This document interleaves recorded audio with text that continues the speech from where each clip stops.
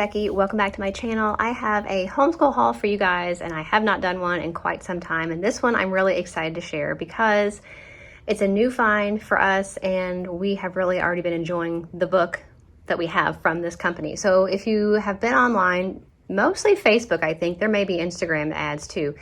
You probably have seen the not consumed ads that pop up on Facebook. They are written by Kim Sorgas, I think it is. Sorgas, I'm not sure how to pronounce it. I purchased one of those about a month or so ago and have been working through it with my oldest and my youngest, and it's the one about work. And I mainly bought it for my youngest, but after looking through it, I realized that it is definitely something that my oldest, who's 18, and myself can definitely benefit from. So if you don't know, my youngest is 12, my oldest is 18.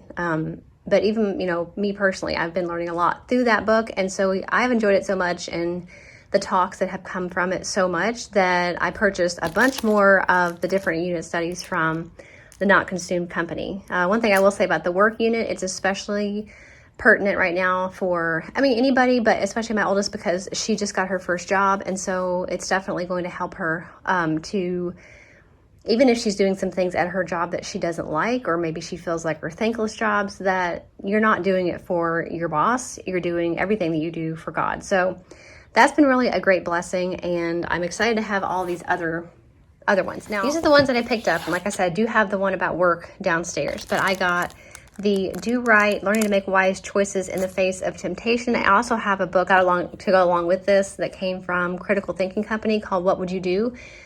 It's basically a list of questions involving ethics and morals, like, if the store gives you back too much change, do you tell them or do you take it? Kind of stuff like that.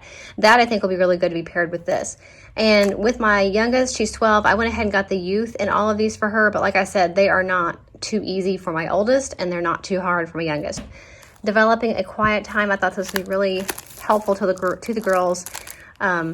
Helping to understand the importance of a quiet time with God, but also to develop one that will work with them. And if they have those basic skills, I feel like as they get older and their time, the time they have available changes, and maybe that later on they have kids or they're, working full time, I think it's going to help give them a foundation of the importance of quiet time with God, and then also some different ways to approach it and to fit it into your day. So I got that one.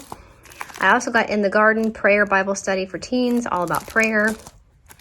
Keep Thy Heart, How Your Heart Attitude Determines Your Path.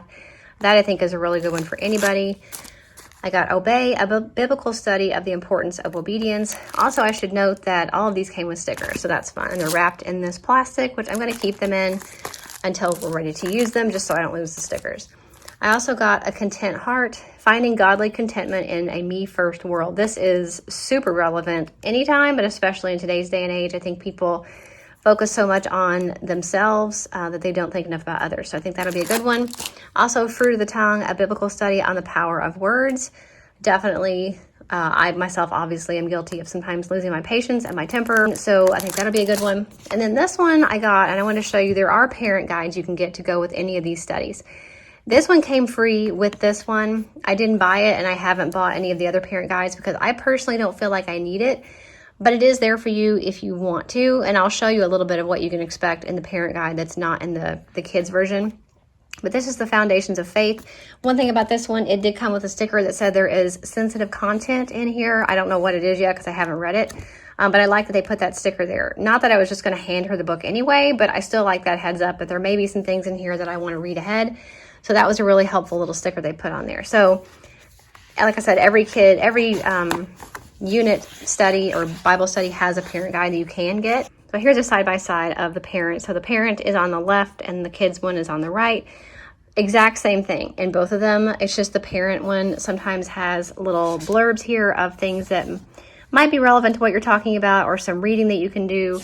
So definitely nice resources to have, but if you're on a budget or you just don't think you're going to use it, you don't have to have the parent guide, but it is there for you. So I have that.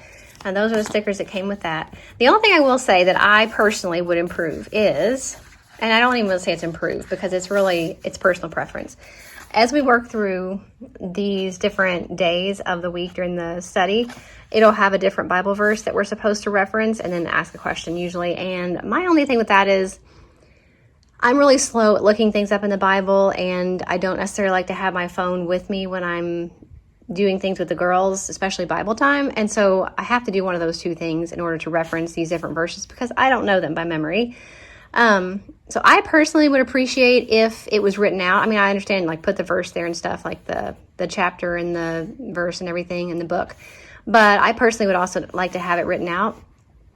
But I understand the point is probably to get you into the Bible and to look those things up. But for me, personal preference, I do wish they were written in the book. Other than that, not a huge deal.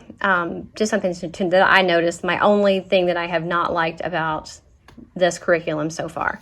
So I highly recommend this. Like I said, we've only done the work unit, Bible unit, and I think it's amazing. And I was so excited about that I did get all of these other ones. There was a sale, and they do have sales quite often, so make sure that you sign up for their email or follow them on Facebook and Instagram if they have one to take advantage of that. Because, you know, obviously you want to save money when you can. It came with these cute little cards. That's nice.